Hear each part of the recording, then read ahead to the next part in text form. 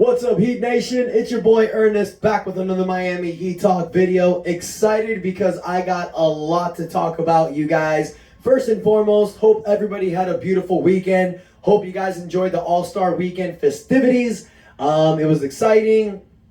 Slam dunk contest was dope. Three-point shootout, it is what it is. Tyler Hero didn't win. But we're not here to talk about All-Star Weekend, you guys. We're here to talk about Miami Heat basketball. So off we go on another Miami Heat Talk adventure. I'm going to be super honest with you guys. I don't have any notes. I don't have anything prepared for this episode. I'm just talking out of straight feeling and emotion. I was gone for the weekend doing my wrestling trip. You guys know how I do. I'm on the road in the weekends. Not really a lot to talk about with Miami Heat basketball, except Tyler Hero lost a three-point shootout. Bam played pretty good in the All-Star game. Bam's team won. That stuff's cool. But I want to talk about some moves the Miami Heat made this weekend because yo boy made a prediction last week and it happened. So as of today, the Cleveland Cavaliers and Kevin Love have officially agreed to a buyout. And it was posted from many people, but Tristan Thompson, Kevin Love's old teammate, posted and was confirmed by Kevin Love that he plans to sign with the Miami Heat after the buyout. I don't know if I did that right. But yeah, Miami Heat fans, Kevin Love is coming to the Miami Heat. He will be signed with the team. He will be able to play with the team on the game Friday the 24th against the Milwaukee Bucks. Will he be playing or not? I don't know. Guys are coming back from their trip from the All-Star weekend and their vacation. I heard that the team's going to get together tomorrow or Wednesday for a practice. Kevin Love should be with them. It's possible he might play. Possible. I don't think he will. But Kevin Love has officially agreed to sign with the Miami Heat. Contract details have not been given. I'm sure it's going to be more than the minimum. But it wasn't just Kevin Love. There was also another report. This report is not as interesting, I think. A lot of times we were talking about bringing Kevin Love and maybe bringing in Patrick Beverley or Russell Westbrook or John Wall or an exciting guard that can give you some points off the bench. The Heat did none of that. No, they didn't get anybody to replace Kyle Lowry, possibly. Miami Heat decided to, with their 15th spot, to grab Cody Zeller. I'm going to be honest with you guys. I'm going to keep it real. I don't know too much about Cody Zeller. I had to Google him. I know the name. I'm not an idiot. I've been watching basketball for a long time. I do know he's a part of the Zeller brothers. There's Tyler Zeller and there's another Zeller. They're all pretty good college players. Nobody really did anything in the NBA. But from what I've looked, what I've seen, the last time Cody Zeller played in the NBA was 2021. Last season, the 2021-22 season with the Blazers. He didn't really do much. 27 games, 13 minutes a game. He gives you 5 points, 5 rebounds. I mean, those are solid numbers for 13 minutes. Can't really shoot the three. He didn't hit a three with with the Blazers. For his career, he's a 22% three-point shooter, so that means he can make it periodically. He's a 6'11", 7-foot guy that can rebound, score under the basket. So Miami, he pretty much just loaded up with big men. That was the report that we all saw last week. Miami was really more interested in adding a big rather than getting a guard. And we see that by bringing in Kevin Love and Cody Zeller. It's like I told you guys last week. Now, I'll be honest. I would have preferred Serge Ibaka over Cody Zeller. But Miami worked out Cody Zeller. Miami wasn't really in contact with Serge Ibaka. So I don't really understand why they decided to work out Zeller and not Ibaka. There's probably a lot more there that we don't know about. Miami Heat is not a stupid organization. And for a lot of people that have been in my comments, and I understand that the Heat haven't been really making the best moves in the world. And I understand some of you will look at contracts like Hassan Whiteside, James Johnson, Dion Waiters, Tyler Johnson, and think, well, Pat Riley's lost it. Y'all need to understand something. And I'm sorry that I'm kind of going off track a little bit, but it is something that I want to mention. Y'all need to understand something. In 2017, when that 11-30 team went 30-11 and went one game from making the playoffs, that momentum was really strong for that team. That team proved to Pat Riley that given the opportunity, they can make it work. That team also beat some really good teams during the season. They had that win against the Golden State Warriors that flipped the edge when Dion Waiters hit the game-winning shot. But let's not forget, Dion Waiters was giving the NBA the business after that game against the Warriors. He hit a similar game-winning shot against Brooklyn the next night. Then he went against Cleveland and hit a big game-winning shot against LeBron, Kyrie, Kevin Love, and those boys. So that Miami Heat team that went 30-11, Pat Riley gave these guys that contract because he was confident in them. He thought that he saw the future of these guys coming together. Now, of course, it didn't work. I mean, that's what happens sometimes, you guys. Sometimes in the NBA, you got to take a risk. You got to take gambles. And that gamble didn't work. Pat Riley took another gamble in 2010, going after LeBron and Chris Bosh. You see, everybody remembers that one because that's the gamble that worked. That's the gamble that worked.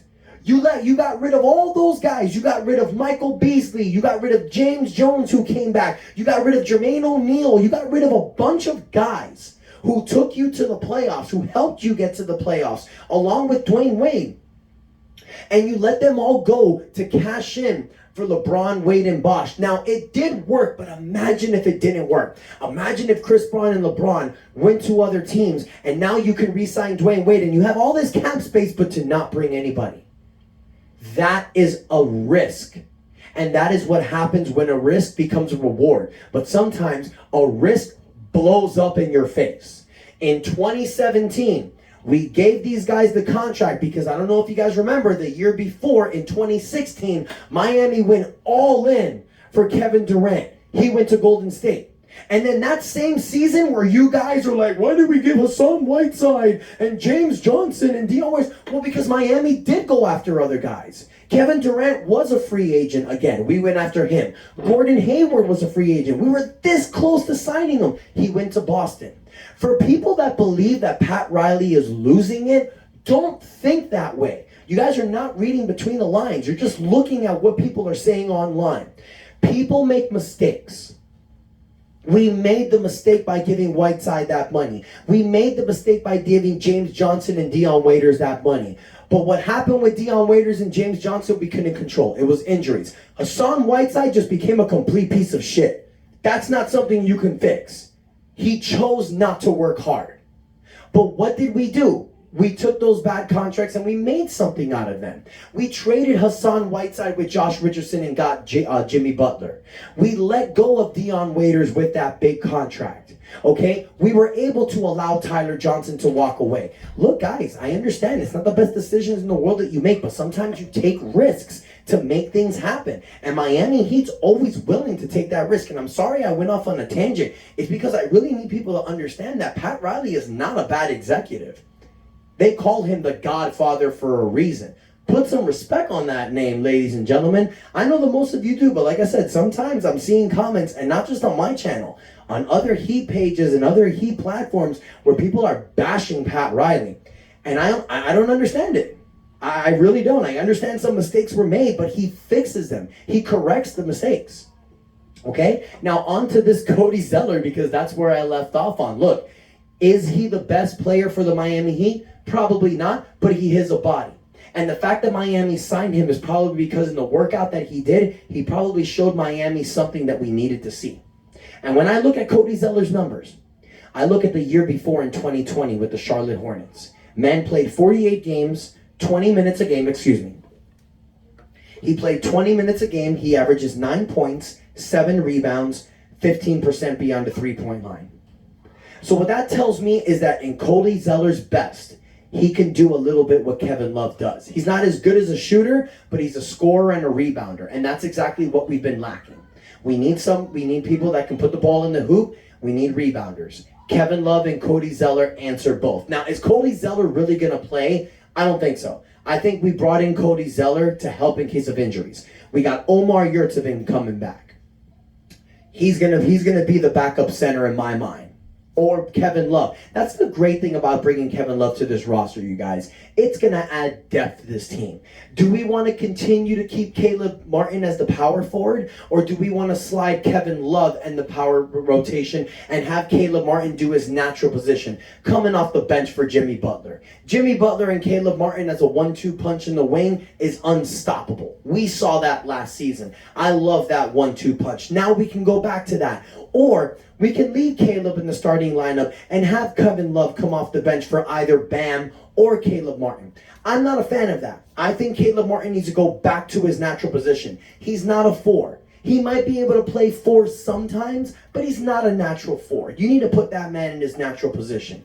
Also, we got Victor Oladipo coming back from the All-Star break, okay? That's another benefit right there. Omar Yurtseven is finally going to return from his injury in the preseason. Another reason why Miami did not choose to go after a Patrick Beverly, a Russell Westbrook, a John Wall is because there was a report by Barry Jackson that stated Kyle Lowry should be returning from his injury much sooner than we thought.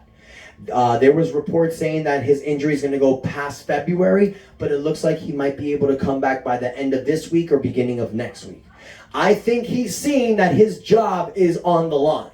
So he's going to come back sooner. And we need Kyle Lowry to bust his ass. Now, is Kyle Lowry coming back to start? I don't know. Kyle hasn't been playing fourth quarters, and it looks like the reins have been given to Gabe Vincent. But because of experience, you might want to put Kyle Lowry or maybe even Victor Oladipo as the starting point guard. That is a possibility, you guys. We need to find out these last 28 games of the season what not just starting lineup of what good lineups throughout the game is going to work. We need a starting 5 rotation, but we need to make sure that this starting 5 rotation, nobody's stepping on each other's toes. I think putting Tyler Hero in the starting spot this season was the most difficult thing the Miami Heat did because it took 20 points a game off the bench. Tyler Hero was that guy that would come in with the second group and would just score baskets. Now he's starting with Jimmy and Bam, and those 3 together, they're still trying to figure out how to get this to work. Also including Kyle Lowry. Now you got to include Kevin Love, because that's the projected starting 5. Bam, Kevin Love, Jimmy, Tyler, and Kyle.